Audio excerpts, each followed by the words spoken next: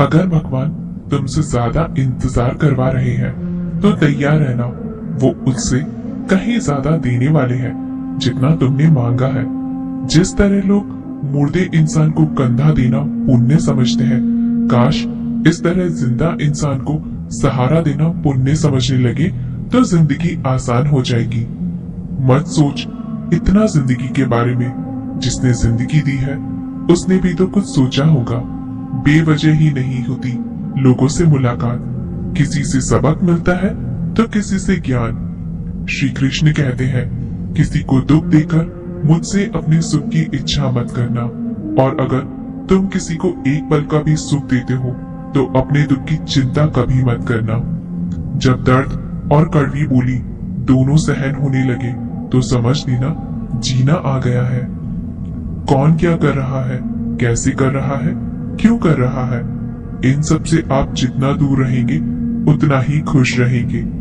हंसते रहो तो ही दुनिया साथ है, वरना आंसुओं को तो आंखों में भी जगह नहीं मिलती। जीवन में जो भी होता है वो किसी वजह से होता है, या तो वो आपको कुछ बनाकर जाता है या फिर सिखाकर।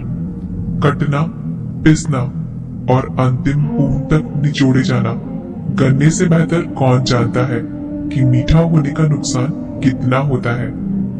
जब कोई दिल दुखाए तो सबसे बेहतर है कि हम चुप हो जाएं, क्योंकि जिन्हें हम जवाब नहीं देते उन्हें फिर वक्त जवाब देता है। अंधे बहरे गूंगे बनकर अपने लक्ष्य पर ध्यान देते रहो। यहाँ इतने खाली लोग हैं कि ना खुद कुछ करेंगे ना करने वालों को कुछ करने देंगे, और उनका मनोबल भी तोड़ देंगे। लोग जरा सी बात पर आपको छोड़ देते हैं और भगवान जरा सी प्रार्थना से आपको थाम लेते हैं। कर्मों से डरिए, ईश्वर से नहीं। ईश्वर तो माफ कर देता है मगर कर्म नहीं। ये अटल सत्य है कि जैसे बछड़ा 100 गायों में अपनी माँ को ढूंढ लेता है, उसी प्रकार कर्म अपने कर्ता को आज नहीं तो कल ढूंढ ही लेता है। नियत साफ और मकसद सही हो तो यकीनन किसी न किसी रूप में ईश्वर भी आपकी मदद करते हैं। जिंदगी में जितना शांत रहोगे अपने आप को उतना ही मजबूत पाओगे, क्योंकि लोहा ठंडे होने पर मजबूत होता है। गरीब रहोगे कोई ध्यान नहीं देता, मेहनत करोगे तो सब हंसेंगे, लेकिन जब कामयाब हो जाओगे तो सब चलेंगे। जिंदगी वो हिसाब है जिसे पीछे जाकर सही नहीं किया जा सकता, इसलिए आज में सुधार करें और पुरानी बातों को अनुभव की तरह इस्तेमाल करें। जिस जिंदगी में उत्साह, लक्ष्य और अनुशासन ना हो उसे जिंदगी जीना नहीं, जिंदगी काटना कहते हैं। कभी कभी आप बिना कुछ गलत किए भी बुरे बन जाते हैं, क्योंकि जैसा लोग चाहते थे आप वैसा नहीं करते। जिस मनुष्य के हृदय में सच्ची मानवता हो उसकी सोच हमेशा यही होगी कि मुझे मिला हुआ दुख किसी को ना मिले और मुझे मिला हुआ सुख सबको मिले। मैंने हंसकर भी देख लिया और रोकर भी देख लिया, किसी को पाकर और किसी को खोकर देख लिया, और ये जान लिया कि जिंदगी वही जी सकता है जिसने अकेले जीना सीख लिया। जिंदगी बहुत कुछ सिखाती है, थोड़ा रुलाती है, थोड़ा हंसाती है। खुद से ज्यादा किसी पर भरोसा मत करना, क्योंकि अंधेरे में तो परछाई भी साथ छोड़ जाती है। अगर कोई आपको सच्चा प्यार करता है तो वह आपको समय जरूर देगा, आपका हर स्थिति में साथ देगा और हमेशा आपके लिए समर्पित रहेगा, क्योंकि सच्चा प्यार एक दूसरे की खुशियां चाहेगा, आंखों में पानी नहीं। लोहे को कोई नष्ट नहीं कर सकता, बस उसका जंग उसे नष्ट कर सकता है। इसी तरह आदमी को कोई और नहीं बल्कि उसकी सोच ही नष्ट कर सकती है। इसलिए सोच अच्छी रखो, निश्चित अच्छा ही होगा। इतने कमजोर मत बनो कि कोई भी आपको तोड़ सके, बल्कि इतने मजबूत बनो कि आपको तोड़ने वाला खुद ही टूट जाए। दर्द आपको मजबूत बनाता है, डर आपको बहादुर बनाता है, अनुभव आपको सीख देता है। जिस दिन हम समझ जाएंगे कि सामने वाला गलत नहीं, सिर्फ उसकी सोच हमसे अलग है, उस दिन जीवन में सब दुख दूर हो जाएंगे। क्यों रोते हो मन का ना होने पर, जो लिखा है वो होकर रहेगा। एक रास्ता बंद करने से पहले भगवान 10 रास्ते खोल देते हैं। गर्मी के मौसम में पत्ते सूखने के बाद भी पंछी घोंसला नहीं छोड़ते, क्योंकि वो जानते हैं कि फिर से बरसात आएगी और पेड़ पर नए पत्ते आएंगे। जो हुआ उसे भूलकर नई शुरुआत करो और याद रखो, जिसका कोई नहीं होता उसका भगवान होता है।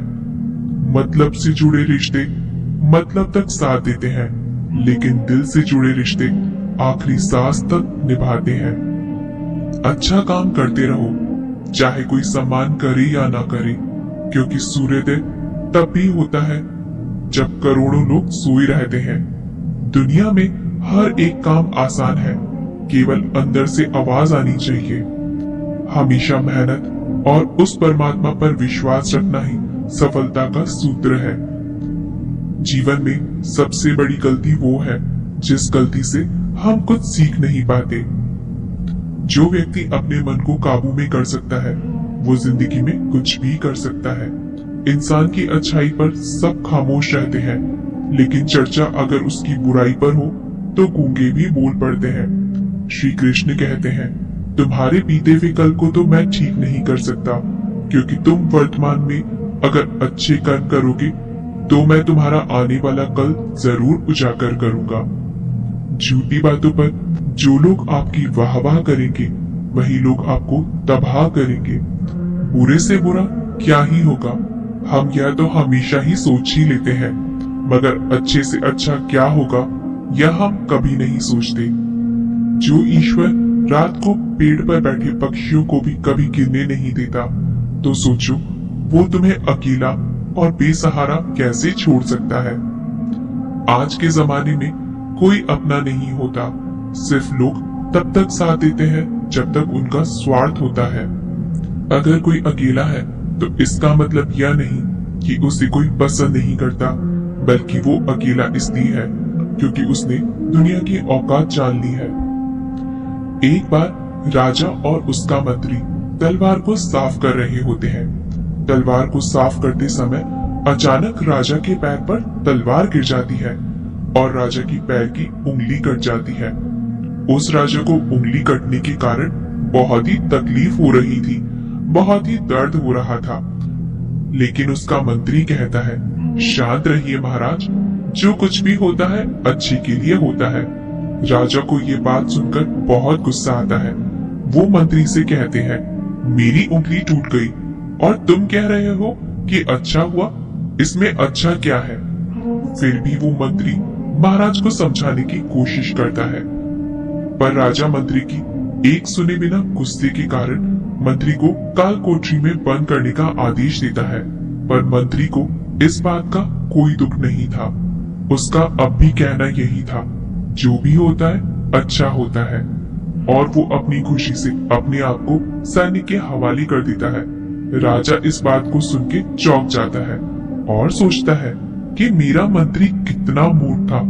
उसे लग रहा था कि मैंने उसे उसकी अच्छाई के लिए कैद कर दिया। फिर इस घटना को हुए 3 महीने बीत जाते हैं। एक दिन राजा अपने सैनिकों को लेकर शिकार करने जंगल के लिए जाता है। राजा को एक हिरन दिखता है। उस हिरन का पीछा करते करते राजा अपने सैनिकों से अलग हो जाते हैं और घने जंगल में चले जाते हैं, पर वो उस हिरन को पकड़ नहीं पाते और जंगल में खो जाते हैं। जब राजा को पता चलता है कि वो जंगल में खो गए हैं, तब वो बाहर जाने का रास्ता ढूंढते हैं, लेकिन अचानक कुछ जंगल में रहने वाले आदिवासी लोग आके राजा को घेर लेते हैं। उन लोगों को पता नहीं था कि वह राजा है। वो लोग अपने देवता को बलि चढ़ाने के लिए एक इंसान को ढूंढ रहे थे। आदिवासी लोग राजा को पकड़कर अपने इलाके ले जाते हैं। राजा उनको बार बार समझाने की कोशिश करते हैं, पर उनको राजा क्या बोल रहे थे कुछ समझ नहीं आता। वो लोग खुशी से नाचने लगते हैं और राजा को नहलाकर बलि चढ़ाने के लिए उनको कपड़े पहनाते हैं। अब राजा को लगता है कि वो मरने वाले हैं। जब आदिवासी लोगों का मुखिया राजा को मारने जाता है, तब वो देखता है कि राजा की पैर की एक उंगली कट चुकी है। इसे देखकर उनका मुखिया कहता है कि इस इंसान की बलि नहीं दी जा सकती क्योंकि ये इंसान पूरा नहीं है, इसका एक अंग कटा हुआ है और उनके भगवान को एक पूरे इंसान की बलि ही दी जा सकती है। और अगर ऐसे इंसान की बलि दी जाए जिसका अंग पहले से ही कटा हुआ है तो उनके देवता खुश होने की जगह नाराज हो जाएंगे। फिर वो लोग राजा को छोड़ देते हैं। राजा खुशी खुशी अपने महल चला जाता है और सोचता है कि अगर मेरी उंगली उस दिन न कटी होती तो आज मेरी मौत हो जाती। इसका मतलब मंत्री सही कह रहा था कि जो कुछ भी होता है अच्छे के लिए होता है। फिर राजा अपने सैनिकों को आदेश देता है कि जल्दी से जाकर मंत्री को रिहा किया जाए। फिर राजा मंत्री को अपना पद वापस देते हैं और पूछते हैं, मंत्री उस दिन मेरी उंगली कट गई तो मेरे लिए अच्छा हुआ, यह तो मैं मान गया, लेकिन तुम जेल में हो, इससे तुम्हारा क्या अच्छा हुआ। मंत्री खुशी खुशी राजा से कहता है, महाराज आप शिकार करने के लिए जाते तो आपके साथ मुझे भी आना पड़ता, और अगर मैं आपके साथ आता तो वो लोग मुझे मार देते क्योंकि मेरा शरीर पूरा है। मंत्री की बात सुनकर राजा को समझ आता है कि जो कुछ भी हमारे जीवन में होता है वो अच्छे के लिए होता है।